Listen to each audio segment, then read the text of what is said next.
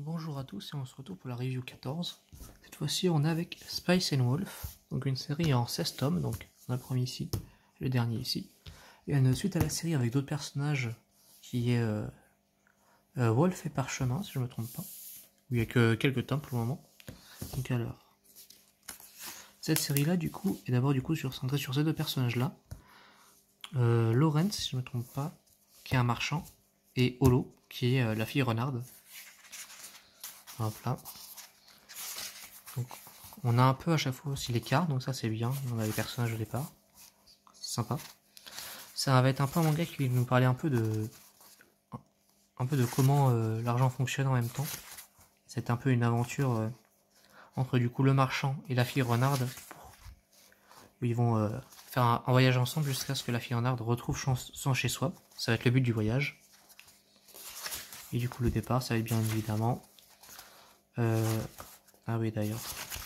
Hop là, voilà. Il y a une partie que je peux pas montrer. Je sais pas si ça a été vu avec caméra. J'espère que non. Là, je peux encore montrer parce que en fait, voilà, et la page d'après, c'est la seule partie où il y a de la nudité qui est directement montrée. Ok, j'espère à nouveau que ça va passer sur la caméra. Mais sur les pages couleurs du premier tome, il y a de la nudité qui est montrée directement. Et après, du coup, quand je dis nudité, je veux dire...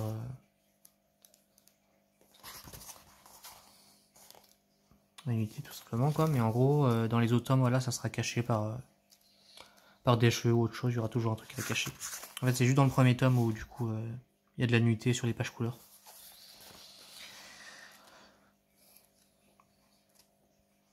Donc après, si ça peut vous déranger, ça peut peut-être vous empêcher aussi de regarder la série.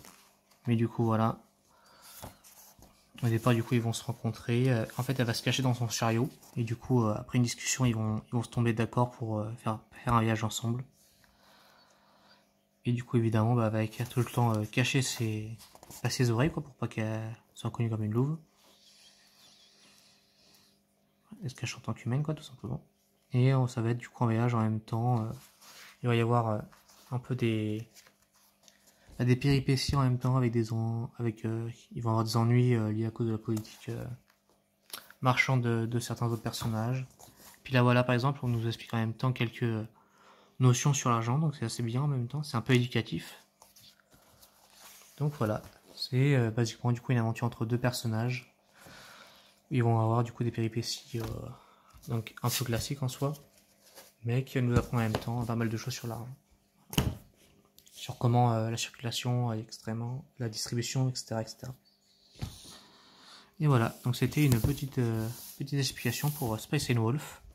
Donc si ça peut vous intéresser, évidemment du coup je rappelle, il y aura de la nudité dans le premier tome, surtout aux pages couleurs où le personnage est seins nus, ce qui après ne revient plus dans les autres tomes. Donc tant que cette partie-là ne vous dérange pas trop, en tout cas si c'est que pour quelques pages, vous pouvez essayer de la série, elle est très bien. Et puis bonne journée à vous, c'était la review 14, au revoir.